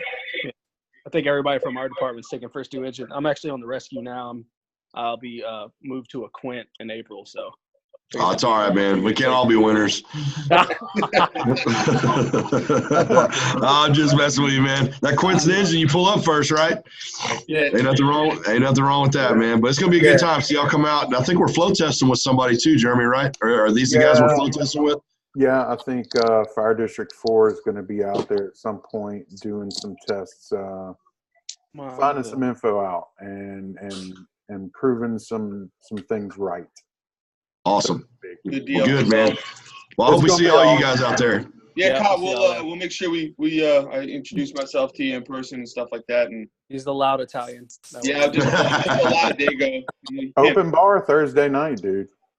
Where at? Awesome. At the conference. There's going to be an equipment show and a Brotherhood bash. Mark Van Oppen will be on the stage at about 6:15. He's our keynote speaker. And we'll have open bar. We're going to have demonstrations inside, outside, all kind of giveaways the next night at the Brotherhood Bash, which is at the poolside. Hopefully a few of our instructors will come because, I mean, that's where the money's at. No disrespect to some of the larger conferences. I went to a few in Pensacola, and there was nothing more awesome than just being on the elevator and standing next to one of these guys who you idolize, and he looks at you and says, "You want to have a beer, man?" Sure. Now I'm really learning. So that to me is these, I guess they call them mini conferences. That's what it's all about. It's a personal lesson, and that's why we really got into it. A couple of years ago, one of the guys that's doing this with me, I said, "Man, you want to start this training company and like we'll buy our own door, we'll buy our own hose, we'll buy our own nozzles, and we'll go do training to departments around the state that can't necessarily afford it. I mean, some of these places can't afford fuel in the truck." And but you know what? At 2 o'clock in the morning, they're still making the house fire. So they need a little help, and we're out there, we're learning, we're motivated. Let's try and bring some of this stuff to them. And then 2 years later, hey, you want to do a conference? Okay. I had no idea what that entailed, and it's been an absolute blast. I feel like I'm living a dream. I get to talk to guys on a weekly basis like Howard and Kyle and Dennis Laguerre, and just, I'm not going to name drop, but these are guys that I look to for information, and these are guys that I get to talk to on the daily reg, and it's amazing the networking opportunities that come out of this. And our department was spending a ton of money sending people to conferences. And so finally we figured, well, let's do one here. And maybe the guys that don't necessarily, because I didn't for years, I didn't allow myself the opportunity to go to these events because I was busy working with the workflow. I'm going from my full-time to my part-time, home for 12 hours, full-time, part-time, home for 12 hours, rinse, lather, repeat, squeak in a 72 every once in a while. That was before I had kids. But I definitely got it down. And, somebody said, "Hey, man, you want to go to FDIC?" "Yeah, what's that pay?" "Nothing. I ain't going." And I didn't allow myself. Well, now it's here for those guys in our area that feel the same way. And hopefully, they'll get bit by the bug too. And then it starts to spread just like the negativity. It's just a little bit harder of a spread, but it spreads just the same. And that's how you affect. That's my portion of correcting, Listen, course correction from our culture. Jeremy, I think that's awesome. So I had to look at the list real quick before I said anything, because I think the best thing that could have happened, the big conferences, is they priced themselves into a position that people started creating their own conferences. And now what you got going on is you have a resurgence of the fire service coming back, where, bro, you have these little conferences and you get one-on-one time, and it's personal, and you get to meet people and their personalities. That is fucking amazing. Yeah. That's the best thing.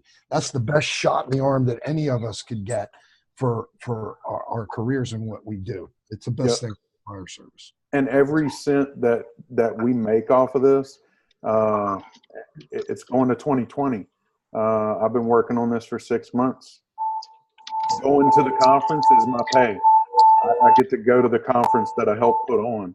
Hopefully I get into a class, but sadly I'm sure I'll be doing a lot of busy work and trying to get it operating. I said I was going to take out the garbage. Hopefully it never is required. That sounds like a house fire. Need some help in there, bro? Where are you at? Yeah, we're on the way, bro. What's the address? Extended ETA. Be safe, brother. Big care. Keep that sucker filming, man. Put it on the dashboard. Right. All right, look, We we're want to see. Oh, hold on, Travis, because I just want to sum some things up. go ahead, man. We talked about creating that line between our firehouse and our family. And I just want to reiterate that we talked about just extending that family. You can extend your family within your firehouse and bring guys in. You're going to create a wider circle of trust. That's going to give you an area to offload things that you may not want to offload at home. I also want to talk about being an effective machine of change. Rick, you said you were retired, and yet you're still instituting change, and you're instituting change by doing. So if you're down and out and you feel like the change isn't coming to your apartment, get out there and do it, and you will institute change. So it's just been great. I'm going to turn it back to Travis, and hopefully Matt's out there pulling hose. Well, hopefully he's on the rescue doing work. On the rescue. doing truck stuff. Well, guys, like I said, thank y'all for being a part of this, and look forward to doing it next month and try and keep it going. Just real quick, I'm just going to throw it out there. It does cost us a little bit to throw these things together with the app, hosting the platform. So if anybody wants to look at just throwing us $1 or $2, really no more than $1 or $2, because it's nothing crazy. But if everybody just, wouldn't mind throwing $1 or $2, if not, no big deal. Me and Matt are perfectly willing to just continue to help, setting. How do we do that? Are they cheaper than what's the other one? GTM, Go to Meeting? I haven't seen Go to Meeting. We've used that, and you can add a lot of people, but I noticed that the lag is a lot less with this. Yeah, so I actually I saw this through oh man, why am I drawing a blank on it? This is about half the price of Go to Meeting, Rick. Yeah. It's better too. I only lag when I go to chat and come back. It's going to cost us about $20 a month for this, just to run this. It's no big deal if y'all don't want to, but we just figured we throw it out there. We're going to come out with some merch and stuff like that. So we'll head that route, but really, I got no problem funding it myself. So put a return address on that cup, and I'll return $20, and you got a month on me. Yeah, well, we would appreciate it. Or post a Venmo account. Yeah, I'm in on that too. 2019. Shit. All right, we'll post up a Venmo account, and we'll go that route. So let's just keep this going, guys. I think this is a good thing we got going here. I think we're going to affect change in the fire service. We're going to make it go in the right direction with just these little conversations right here. So look forward to next month. We'll figure it out at some point. We'll drop the date and time early next month, and we'll go from there. So everybody have a good night, and if you're on shift, stay safe. When you go to shift, stay safe, and we'll see y'all on Facebook. Later, guys. See y'all at Lift. Later. Smoke. Yeah, see y'all at Lift. See y'all later, brother. Later.